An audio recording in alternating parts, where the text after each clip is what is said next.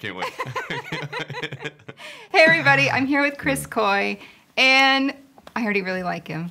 Oh, We've been talking likewise. for a while. Yeah.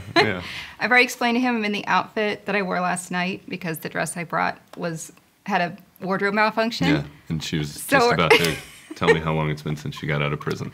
Well, I was a court reporter. Oh, really? Yes. Whoa, that's when my kind kids of a were little. stressful job, right? It was, but you would go to these depositions at, like, places. Yeah. Usually at, like, law firms, you know. Right.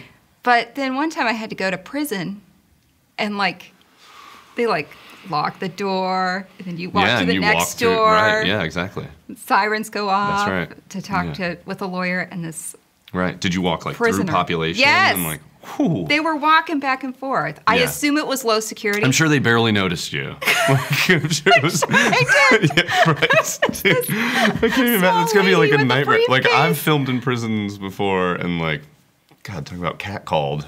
Like, I can't imagine. Like, in walks like the first beautiful woman they've seen in years. Like, It was it's intense. very odd. Yeah. So I have been to prison, and I saw that you did some prison I'm work. glad you made it out. Yeah, I did. In Shawshank prison. I can't believe it. Yeah. What was that like? Because I love that movie. Oh my God. Weirdly, that was like, why do I love that movie? because it's awesome. Oh, it's Because awesome. that movie's so But good. it's like- Yeah. And because, so like, intense. God, get busy living. You know? But in fact, that job, the only call that sort of came in was like, something has happened to an actor that was supposed to play that part. I think he broke his leg, and he couldn't get approved to go to work, to travel to Boston.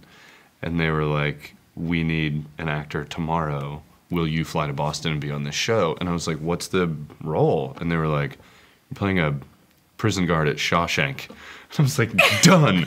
Yes. Like, I will be there. And then, like, God, the prison that we shot in, it's this really old, legit prison in West Virginia that's been closed since, like, the 90s because the inmates sued the state for unlivable situations and won.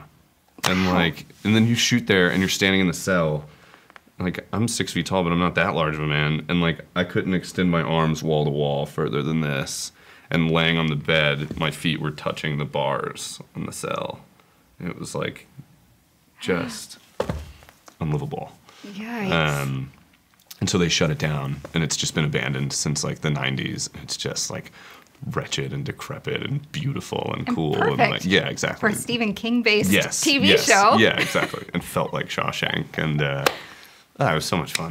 And Yeah. I got to like throw on like a fun accent and stuff like that to play that guy, and they kind of let me like ad-lib a lot of stuff, and some of it didn't make it on the screen, but the lighter stuff did, and it was fun, man. I had such a blast. Those guys write a really fun show, and talented people, and obviously they got like genius source material, you know, Stephen King. But pretty intense.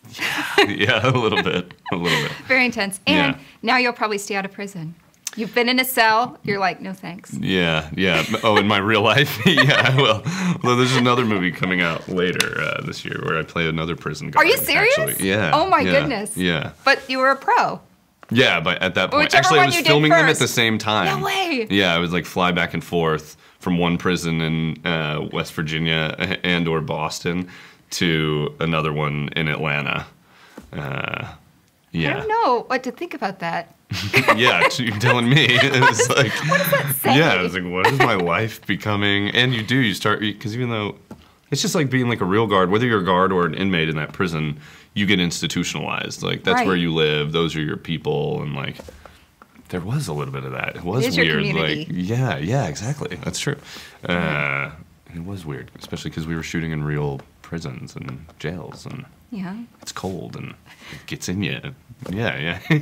I guess it helps with the role, though. True. You're in Yeah, it. of course. Yeah, exactly. Because you feel it. Yeah, Ooh. which is good, because the less I have to act, the better for all of us. That is not true. That is not true. Okay. Cheers. But let's get to the other show, The Deuce. I don't know what all I can tease. I have watched a few of the next season's episodes. Oh, you've seen season 2 stuff? I've seen. You've seen more than me then. Are you serious? Yeah, I haven't seen anything. But I mean, I was there. That doesn't seem fair. I guess there. you were there. Yeah. But I saw how it was cut. Yeah. Okay, cool. Is it good? It's great. Okay. You're great in it. It felt good. God, they're just like such good writers. Like being on that show is like, talk about not having to act. It's like cheating. Like you can just show up, say what they wrote, and then like when people watch it, they're like, God, you're so good. And you're like, I did nothing. Like I just said, you know, and they're the ones telling that story, and it's so well told, and like they're just like unapologetic with their truth telling. Like this is what happened, and this is what it looked like, and how it felt. It's kind of like a history lesson. Yeah. Like, but hopefully a fun one. It is, yeah. But it's also like kind of gritty. Jarring sometimes, yeah. Very. And like, you know, I walked down the street last night by myself and wasn't particularly concerned about a pimp picking me up. Right, but, that contrast is but deep. When you watch the show, you're like, oh my goodness. Yeah, exactly. Like, people were not walking down Times Square. No. You know, hopping into the TGI Fridays for a cheese they fry. were only walking through there if they had like a very like specific mission, you know, attaining one thing or the other. Oftentimes in excess, which is like that's such a cool part about being on the show is getting there in 2018 and then going in your trailer and putting on like all this period appropriate clothing and then coming out of your trailer and like they've dumped trash everywhere and filled the streets with the right period appropriate cars and 200 plus extras in the clothing and like stacked marquees everywhere and new neons up to, you know, to match the time, and like there's no difference between that and traveling through time. Like all of a sudden like you walk with more swagger and like you just like feel cooler, and again like you don't have to do much acting because you like own the space. I will talk about your wardrobe. Wowzers, the gold velour V-neck the gold V-neck velour shirt sweater that is in the first episode. Yeah. I was like, wow. Yeah. That's almost as oh no, that's not true. I was gonna say that's almost as like loud as he gets, because he's not loud. No, he's pretty understated, you know, and sort of like, albeit in line with the time or in the groove, if you will, but like he's pretty masculine and understated with his wardrobe, but still like sexy and cool, kind of like Steve McQueen-y or something like that. Very much. But that gold velour sweater, like when that showed up, I was like, all right, we should do this. We should do one. But as it kept going, I think it lined up maybe more with who he is. But that sweater's everybody so has a cool. pop of color. Yeah, exactly. That's right. Yeah, that's right. I mean, even the most boring of person sometimes has true. something extra. Yeah. If you're going to open a bar today, what kind would you open? Ooh, dive. A dive. Yeah. I'd want one that's in line with the type that I enjoy being in. Yeah. Yeah. Although, how many episodes into the season have you seen? I went through 2. Oh, okay. Paul may be trying to build an empire. There might be more things opening up. And maybe a little extra class, panache. You know, who knows? I can't give away anything really. But yeah, I think that I would probably lean into like a dive or something hyper casual and just like come in and get a drink, like Paul's, Paul's bar in the beginning of the season. I went there with my mom. So that's a real bar in the Village called Parkside Lounge. Which I actually years ago was here filming a movie and was thrown out of that bar. And by thrown, I mean hurled. I was young and reckless and different. I wasn't a father yet, I don't think. No, I was. Yeah. It doesn't change your essence. No. And I get thrown out of the bar. I don't remember that that's the place. And then we go back there to shoot. And the first day we're in there, I'm like looking around and I'm like, I have been here before. And then like almost like mid-scene, a couple minutes later, it's like, I was like, oh, this is the place. Oh, and then my word. And then probably like a couple months into the season, my mother came to New York to visit, and I brought her to the bar so we could hang out there and have a drink, and ended up meeting the owner and telling him that story. He like let my mom behind the bar and was like taking pictures. He named a drink after her, the Darlene. Yeah, hi mom, Darlene, right there. Love it. Yeah, it's just like super fun. But it would be something like that, like laid back spot. That's what was kind of cool about playing a part of that community in that time is like just like self-celebration and like love and obviously not just like in yourself but in almost everyone, and like that definition of love is kind of blurry or messy at the time, and like you can love anyone for 15 seconds, you know, if that's what you're into, and nobody's gonna hold that against you. And as far as they knew at the time, like very little to even no consequences to that sort of lifestyle, and just like what a fun time, you know? Like there were moments this season where we were filming things and like me and the director or me and the producers would be like, God, can you imagine living like this and like not worrying what was around the corner, and just like going with your gut and impulse and what you wanted to do with who you wanted to do it with, and feeling consequence free. Yeah, exactly. Which I think is like, you know, that's sort of what drove it and made it keep like growing until it was like this white hot thing. Yeah. Well, I did some reading too about the 70s in New York, because then I got super curious. Yeah. And it was like somebody called the summer of 1977 was the dark ages. Yeah, exactly. There's this great documentary wow. called NY77 where they talk about how like 1977 in New York City was like, yeah, it's when the blackout happened. Hip hop was born. Disco is like thriving.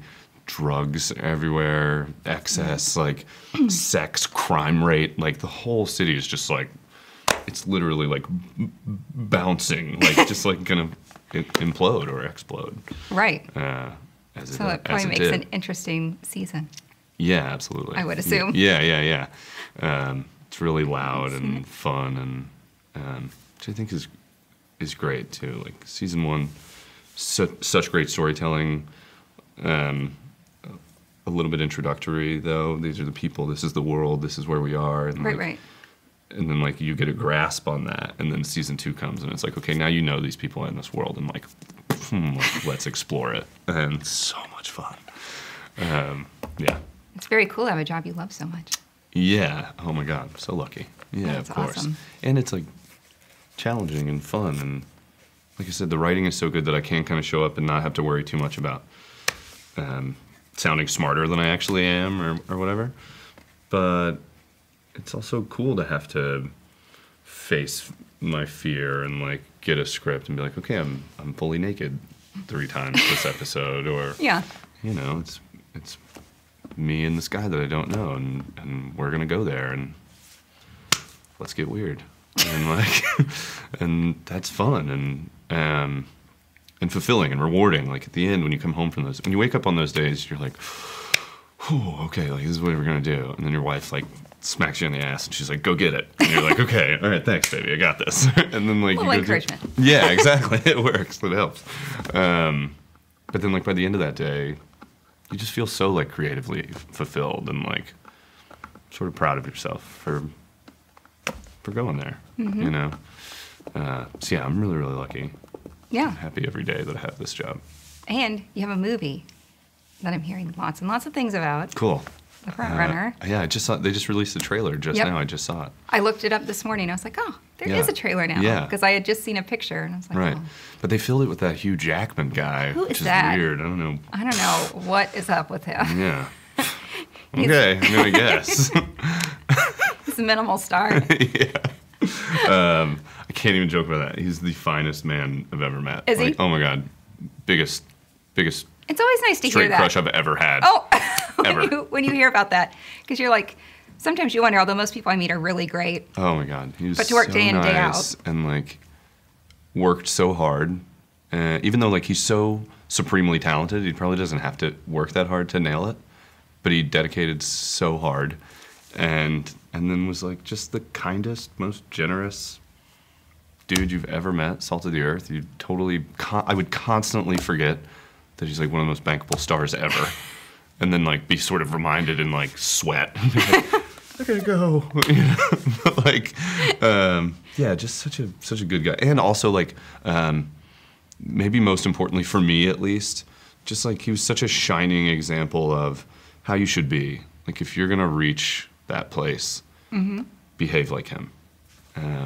Care about everyone, know the impact that you have on them, and sort of like take advantage of those opportunities to just like, you can say one thing to one person, it takes 2 seconds out of his life, and they'll hold that for days, weeks, maybe forever, like, because he means that much to them. And like, he's humble, but he recognizes that and uses it in like the most positive way. It's so good. Like I felt like I got like an education on how to be. Yeah. Well, he uses his power for good. Yeah, exactly. It's like a Superman. Like a superhero. Yeah, exactly. He actually is. Is he really? Yes. Yeah. It's like, yeah. Anyway, though. Well, but, yeah. Yeah, but that's another period piece. True. Which like, are you always going back in time, Chris? That's all I want to do. Yeah. Which, like, apparently, I haven't seen that movie either, but... I haven't either. Yeah, some of my team has, and they all, like, they sort of complimented me, but they mostly were just, like, gushing about what an incredible filmmaker Jason Reitman is, which, like, you know, anyone in the know knows that. But specifically, they were like, God, he just captures that moment in time so well. It never feels like a cartoon version of it. Like you just feel like you're in '88, and like I can't wait. And that's how it felt when we were there too. Like we're constantly looking at each other, like, what are you wearing? Oh wait, oh yeah, what am I wearing? Like, to the 80s. It was fun though. It was so much fun. Yeah, and I don't remember anything about that scandal at all. Obviously, me neither. Because we were kids. Yeah, I was 2. Yeah. And you weren't even born yet. Oh, obviously. Right. Yeah, right. Yeah. 88, you were just a twinkle in your dad's eye. Totally. But I don't remember it. Yeah. So I'm kind of excited to explore it. Yeah, me too. Just another thing that my team was saying that like you just said about the Deuce, that like it kind of feels like a history lesson a little bit because it's a piece that like maybe the light hasn't been shined on before. Same with this. A lot of people, specifically our generation, like don't really remember this happening. But Jason has a way of like educating you through entertainment, and like you kind of not even realizing that you're being handed all these pieces of information that you're retaining and that you didn't know, but you're sort of like laughing through it and being entertained, and like which is how the script read. But again, I haven't seen it, but he's also just one of my favorite human beings ever, and so talented, so sharp, intimidating. I don't admit that much. You hear that, Jason? But like, God, I'm just such a fan of his, and it was like a true privilege. It was fun. Cool. Yeah. And I got to like transform myself. I like permed my hair every day and dyed it red, and I have a red beard. I was playing this real guy, another person who's just like far superior to me, intelligence-wise. But like, I would like wake up in the morning and look at myself in the mirror and be like, "What the?" You should hang some of those in your house for your wife and kids. Yeah, I will. Yeah, exactly. You should. That'd be funny. Yeah. Replace some pictures. Yeah. It was fun. Well, that's awesome. You have so much amazing things coming up that you've done. Thanks. So, you too. Yeah. Oh, I have tons of fans. Crushing it. I have tons of fans, Chris. So. Me and you both. We could like we could put our fans together, and, like maybe have like a fantasy football team or something. I would love like that. it if I knew anything about it. Totally. Yeah. Thanks for coming to talk to me today. Oh no, thank you so much. It was such a pleasure. It was a pleasure. Yeah. And look at that. 20 minutes. I knew it would go. What? That was 20 minutes. Oh my gosh. I'm like, I don't want to keep you too long. I haven't even finished my vodka. Oh man. Finished.